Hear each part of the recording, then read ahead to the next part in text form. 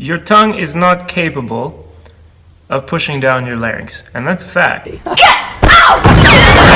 Hey guys, it's Philippe, Mr. Opera. Let's start with one of the myths that refuses to die about your tongue. Your tongue is not capable of pushing down your larynx, and that's a fact. This is a fact that you can find for yourself in books about physiology, but if for your reference guide you decide to pick up a book about singing, probably you will be told that your tongue can push down your larynx. Now let's take a look right now at a diagram of the tongue. And before we go on, let's talk a little bit about muscle fibers. This is called Athlean-x. And this guy is fantastic. So I'm gonna play a section of this video for you. And I just want you to pay attention to what he's doing to educate his audience about how muscles work. And the other thing we get is the pec minor. So the pec minor is actually a really interesting one because it sort of comes in from right inside here and it comes down and it connects to the ribs.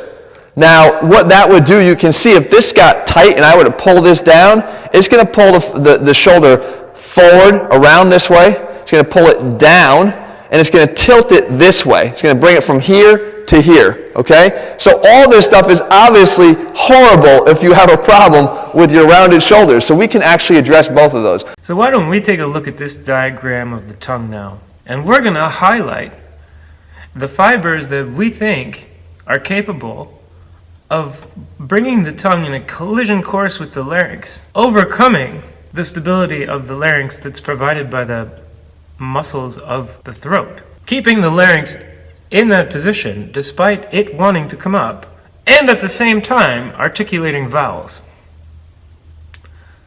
So what we would expect to see is perhaps muscle fibers that pass through the larynx and some kind of opening through which these muscle fibers can pass. That way when we have a contraction, the tongue is forced into the larynx and the larynx is forced down. We have no muscles connecting the area under the larynx to the tongue that could possibly force the larynx down. Even if they ran all the way down, they would have to run through. Otherwise the energy would simply be deflected. So, this exercise is pretty famous.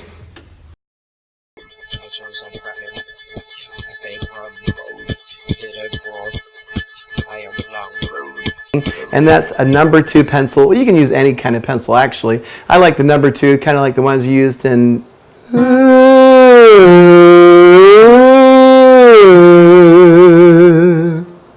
Alright, you got that? Your tongue may feel a little sore after doing this because it's going to fight getting out of that pharyngeal cavity. It's going to really try to pull back. Now you can do as many variations of that exercise as you want. You can change it, you can actually sing an entire song. And it's a problem because it means you can go through your whole life simply just passing on information and never testing it to see what's good and what's bad. This famous exercise is supposed to teach you to get your tongue out of your pharynx and release the root of the tongue. So let's see what happens with this. What is this exercise? So I put the pencil under my tongue and I'm supposed to hold it there. Now, once I started to talk, the pencil popped out. Can you take a guess why the pencil pops out of my mouth when I start to talk? Is it because I retracted my tongue, or is it because I relaxed my tongue? So try the tongue exercise with me now, and I want you to pay really close attention to the very, very back of your tongue, all the way down into the root. And I want you right now to relax that. And I want you right now to tense it up and pull your tongue into your throat. You feel that? Now put the pencil. You're going to put the pencil in your mouth. And what I want you to do is relax those same muscles. I'm going to count to 3 and I'm going to relax the muscles.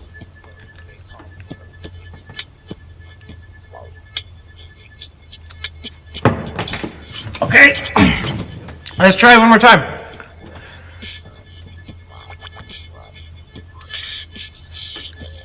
What happens when I relax the root of my tongue? Gravity. It's going to really try to pull back. When I relax the root of my tongue, I'm no longer able to maintain this extension around the pencil. Why is that? Because this tension in the root of my tongue is involved in this particular motion. It's going to really try to pull back. And it's a particular kind of tension, is isometric tension. Now, what's isometric tension? Why don't we cut to some help? Stays the same. The tension across the muscle may change, and the energy required by the muscle may change in order to maintain the length, but the length stays the same. Think of the metric system being used to measure length. Isometric maintains an equal length. Doing pull-ups requires isotonic contractions. The invisible chair requires isometric contractions. The pull-ups are a dynamic exercise where there is movement. The invisible chair is a static exercise. So if I'm intending to have a kind of a covered position, and I want my tongue to be like, woo, like really, like relaxed and forward, right?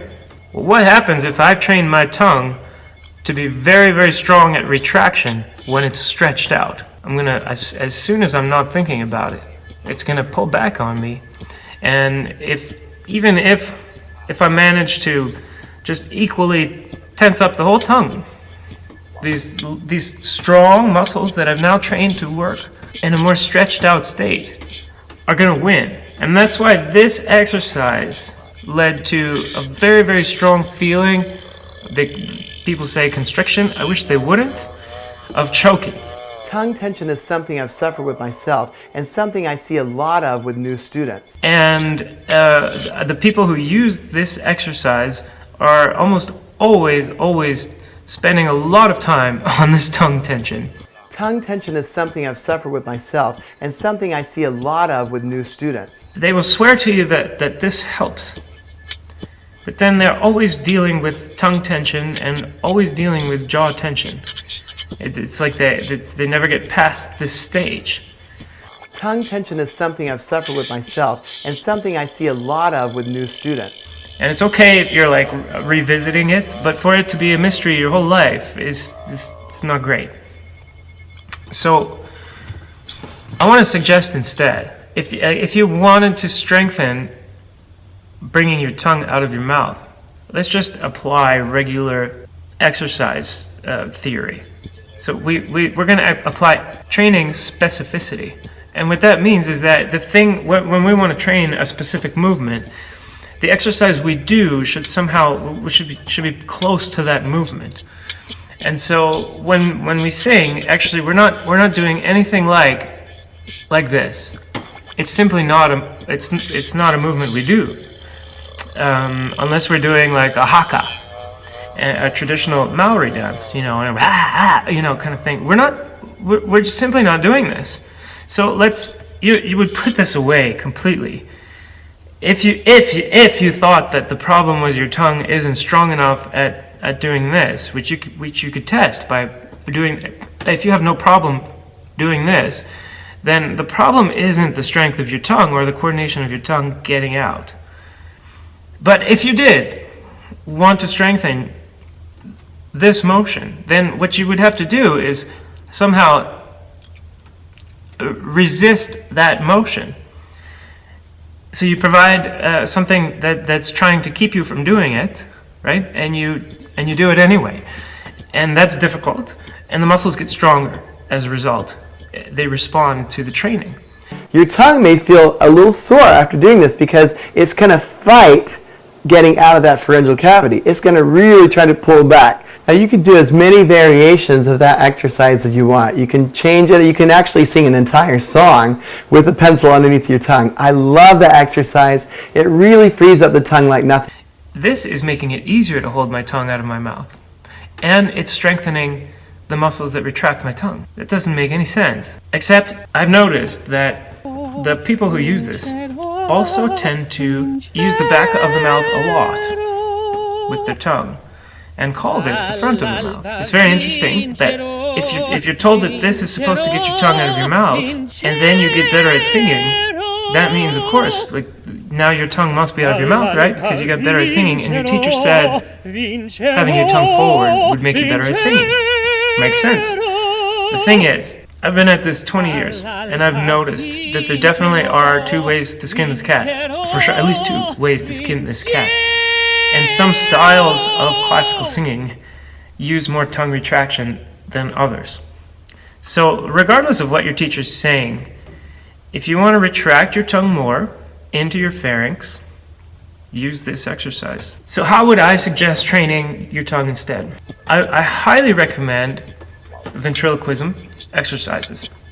So I could do simple phrases very quietly like this, like Nieri tu me chiania bella. Don't try to sound good. We're just trying to make the sounds with the lips almost completely closed. And this makes it very easy for your tongue to find vowels. And it lets you find vowels kind of anywhere in your mouth. So it's great.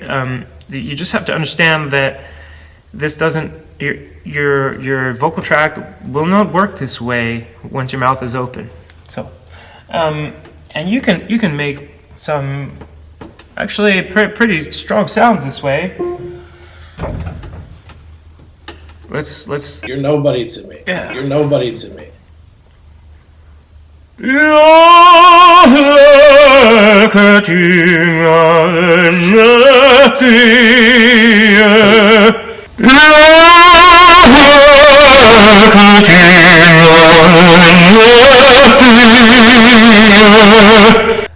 Proper ventriloquist can replace P with K and really make it convincing, right?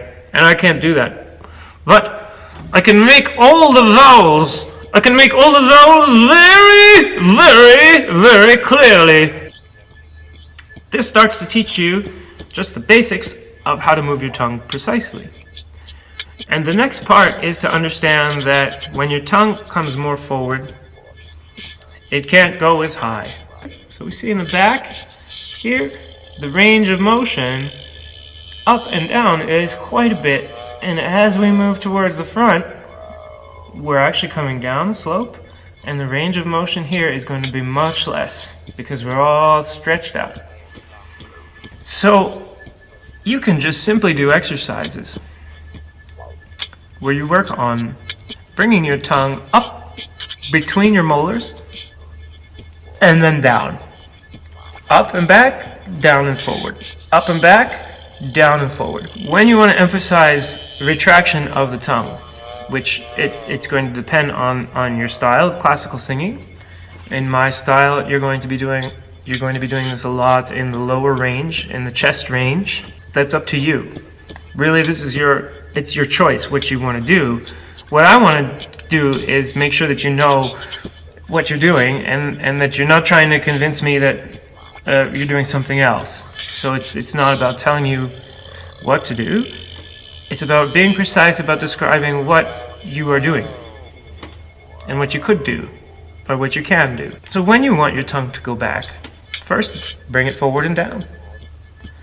Make your consonant, and you can flip your tongue backwards. You can work on this with something like na, na, na, na, na, na, na, na, na, na, and you're going to work on spitting it out, na, and then as you make the vowel, na, you're stroking it backwards, na. So if you think about a painter making his brush strokes, a forward brush stroke is going to bring you this way, but this is a backwards brush stroke, and that means we want to start forward and pull it back, like whip it back. And the difference here, big difference between this way of thinking and this, okay, is that this is entirely thinking about the position and thinking, well, as long as we have a similar position, we're doing the training, right? New school singing works with position, motion, and attitude. Our attitude is going to be the relaxed tongue. We're going to not try to grab it. So we're looking for something soft. All these cues are great, like baby tongue kind of thing, fine. What's important though here is the motion. Because when you stretch a tongue in one direction, it wants to bounce in the other. Are you starting to see why this is a problem? If you stretch your tongue forward over this, where does it want to go as soon as you relax? It's going to fight getting out of that pharyngeal cavity. It's going to really try to pull back. It wants to go back. And you might be thinking you've relaxed it and you're holding it forward. Go ahead and try to sing. See what happens. And you may be singing, well, does that mean that this works to get your tongue forward? No, it means it works to get your tongue back. And that actually you singing back. And if it sounds good, well, just stop telling people that you sing forward. If you want to get your tongue out of your pharynx, don't use NG. It's the worst. Now, NG is gonna train you to bring it back. You can use K. And the way you're gonna do this is you're gonna reach back up to the soft part of your mouth for K. What you're gonna wind up with is instead of K, where I'm reaching forward first, I'm gonna reach back, K.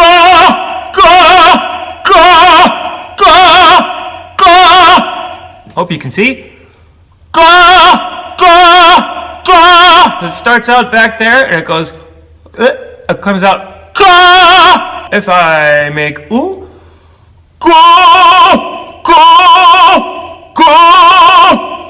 it's all the way up here.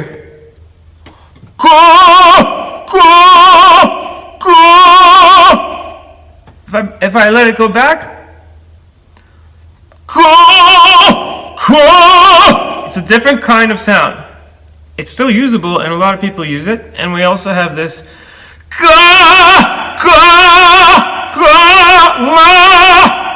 another fantastic way to get your tongue to go backwards is NG. Unfortunately, usually sold as a way to get your tongue to go forwards. Further forward you make your NG, the more your tongue jumps back. You can try, and this is how I make an NG when I need it to go forward, is, well, it's not good at this pitch.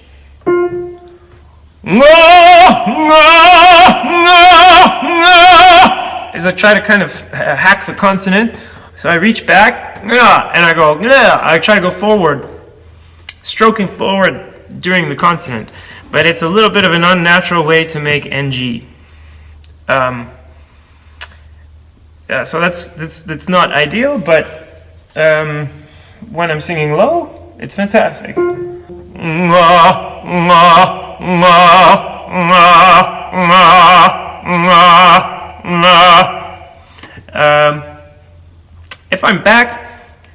If I'm in this back area of my throat and I'm thinking forward, I'm going to get something like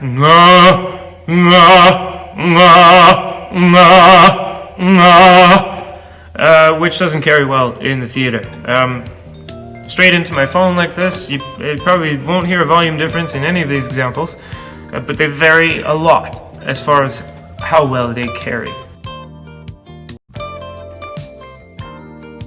Your tongue may feel a little sore after doing this because it's going to fight getting out of that pharyngeal cavity. It's going to really try to pull back.